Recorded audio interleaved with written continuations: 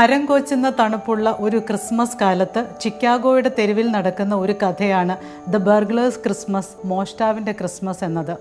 ഇതിലെ നായകനായ വില്യം സാമാന്യം ധനിക കുടുംബത്തിലെ അംഗമായിരുന്നെങ്കിലും വളരെ പണ്ടേ തന്നെ കോളേജ് പഠനമൊക്കെ പാതി വഴിയിൽ ഉപേക്ഷിച്ച് സ്വന്തം വഴി കണ്ടെത്താൻ ഇറങ്ങിത്തിരിച്ച ആളായിരുന്നു. പത്രപ്രവർത്തകൻ, റിയൽ എസ്റ്റേറ്റ് ഏജൻറ്റ്, നാടക നടൻ എന്നിങ്ങനെ പലതും പരീക്ഷിച്ചെങ്കിലും എല്ലായിടത്തും ഒരു വൻ പരാജയമായിരുന്നു നമ്മുടെ വില്യം. താനൊരു വലിയ പരാജയമാണല്ലോ എന്ന് സ്വയം വിശ്വസിച്ച് നടന്നിരുന്ന വില്യമിന് ഇപ്പോൾ കാര്യമായ പണിയൊന്നുമില്ല. അതുതന്നെയല്ല, ക്രിസ്മസ് തലേന്നായപ്പോഴേക്കും ഇദ്ദേഹത്തിന് വിശപ്പ് സഹിക്കാൻ വയ്യാതെയായി. ഒരു കഷണം ബ്രെഡെങ്കിലും കിട്ടിയിരുന്നെങ്കിൽ വയറ് നിറയ്ക്കാമായിരുന്നു എന്ന് വിചാരിച്ച് വില്യം ഇരിക്കുമ്പോൾ വില്യമിൻ്റെ മുൻപിൽ കൂടി ക്രിസ്മസ് ഷോപ്പിംഗ് ഒക്കെ കഴിഞ്ഞ് ഒത്തിരിയേറെ സമ്മാന പൊതികൾ ഒന്നിനു മേലെ ഒന്ന് അടുക്കി കയ്യിൽ പിടിച്ചുകൊണ്ട് ഒരു പെൺകുട്ടി കടന്നു പോകുന്നു. അവളുടെ കയ്യിൽ നിന്നും അവൾ അറിയാതെ ഒരു പൊതി താഴെ വീഴുന്നതും വില്യം കണ്ടു. അവൻ്റെ അടുത്ത നിമിഷത്തെ ചിന്ത, ആ പൊതി കയ്യിലെടുക്കുകയാണെങ്കിൽ അതിനകത്ത് എന്തെങ്കിലും വിലപിടിപ്പുള്ളത് കാണും. അത് മറിച്ചു വിൽക്കുകയാണെങ്കിൽ 2 നേരത്തെ ഭക്ഷണത്തിനുള്ള വക കുശാലായി കിട്ടുമല്ലോ. അവൻ വേഗം ചെന്ന് പൊതി കയ്യിലെടുത്തെങ്കിലും അടുത്ത നിമിഷം മാറി ചിന്തിക്കുന്നു. പെൺകുട്ടിയുടെ പിറകെ ചെന്ന് അവളോട് നഷ്ടപ്പെട്ട പൊതിയുടെ കാര്യം ഓർമ്മിപ്പിച്ച് അത് തിരികെ കൊടുക്കുകയാണ്. അവിടെ നിന്നും തിരികെ നടക്കുമ്പോൾ വില്യം വിചാരിക്കുന്നുണ്ട്, ദയനീയതയോടെയാണ് വിചാരിക്കുന്നത്, ഒരു മോഷ്ടാവെന്ന നിലയിലും താനൊരു വൻ പരാജയമാണല്ലോ. അങ്ങനെ ലക്ഷ്യമില്ലാതെ നടന്ന് ആ തെരുവിൻ്റെ അറ്റത്തുള്ള വലിയൊരു വീടിൻ്റെ മുൻപിൽ എത്തി വില്യം നിൽക്കുകയാണ്.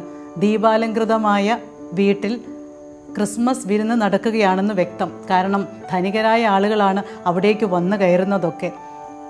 വില്യം 2 കൽപ്പിച്ച് ആ വീടിനകത്തേക്ക് കയറി. ആരാലും ശ്രദ്ധിക്കപ്പെടാതെ 2ാം നിലയിലുള്ള കിടപ്പുമുറിയുടെ വാതിൽ തള്ളി തുറന്ന് അതിനകത്ത് ചെന്നു. പ്രതീക്ഷിച്ചതുപോലെ തന്നെ അവിടുത്തെ അലമാരയ്ക്കുള്ളിൽ നിറയെ സ്വർണം, വജ്രം, ആഭരണങ്ങളാണ്.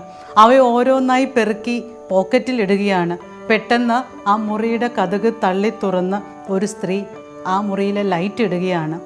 അവരെ കണ്ട മാത്രയിൽ വില്യം ഞെട്ടിപ്പോയി. അത് അവൻ്റെ അമ്മയായിരുന്നു.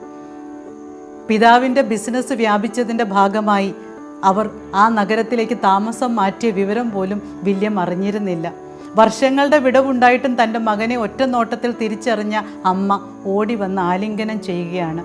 തന്നെ ആലിംഗനം ചെയ്യുന്ന അമ്മയോട് കണ്ണീരിൽ കുതിർന്ന വാക്കുകളോടെ വില്യം ചോദിക്കുകയാണ്, അമ്മയ്ക്ക് എൻ്റെ തെറ്റുകളുടെ ആധിക്യം അറിയാമോ? അമ്മ ഏതറ്റം വരെ, എത്രത്തോളം എന്നോട് ക്ഷമിക്കും? പെട്ടെന്ന് ആ അമ്മ മറുപടി പറഞ്ഞു, നിൻ്റെ തെറ്റുകളുടെ ഏറ്റക്കുറച്ചിലൊന്നും എനിക്കറിയേണ്ട കാര്യമില്ല. നീ എൻ്റെ മകനാണ്. നിന്നെ എനിക്ക് തിരികെ കിട്ടിയിരിക്കുന്നു. പ്രിയമുള്ളവരെ, ഇതുപോലെയുള്ള ഉദാരമായ ക്ഷമയുടെയും വീണ്ടെടുപ്പിൻ്റെയും ഓർമ്മയാണ് ക്രിസ്മസ്. പാപത്തിൻ്റെ അന്ധകാരത്തിലായിരുന്ന മനുഷ്യരെ അവർ ചെയ്തു കൂട്ടിയ തെറ്റുകളുടെ കൂടുതൽ കുറവോ ആധിക്യമോ ഒന്നും ചിന്തിക്കാതെ ദൈവം സ്നേഹത്തോടെ നിരുപാധികമായി ക്ഷമിച്ച് വീണ്ടെടുത്തതിൻ്റെ ഓർമ്മ. നമ്മുടെയൊക്കെ ഉള്ളിലും കടലോളം ക്ഷമയും സ്നേഹവും കാരുണ്യവും ഒക്കെ ഉണ്ട്. പക്ഷേ അവസരത്തിനൊത്ത് ഓരോ അവസരങ്ങൾ വരുമ്പോൾ അത് നാം പുറത്തെടുക്കണമെന്ന് മാത്രം. ഖലീൽ ജിബ്രാൻ്റെ മൊഴികൾ മറക്കാതെ ഇരിക്കാം. യേശു ഇവിടെ വന്നത് നമ്മുടെയൊക്കെ ഹൃദയത്തെ ദേവാലയമാക്കാനാണ്, നമ്മുടെ ആത്മാവിനെ അൽത്താരയാക്കാനാണ്, മനസ്സിനെ പുരോഹിതനാക്കാനാണ്. പ്രവൃത്തിയിലുള്ള ക്ഷമയും സ്നേഹവും കാരുണ്യവും ഒക്കെയാണ് ക്രിസ്മസ്. നമ്മൾ ഓരോ തവണ മറ്റുള്ളവരോട് ക്ഷമിക്കുമ്പോഴും, ഓരോ തവണ മറ്റുള്ളവരെ ഉദാരമായി സ്നേഹിക്കുമ്പോഴും, ഓരോ തവണ മറ്റുള്ളവർക്ക് മനസ്സ് നിറഞ്ഞു കൊടുക്കുമ്പോഴും അത് ക്രിസ്മസ് തന്നെയാണ്. മറക്കരുത്, ക്രിസ്മസ് ക്ഷമയുടെയും സ്നേഹത്തിൻ്റെയും കാരുണ്യത്തിൻ്റെയും ഉത്സവമാണ്.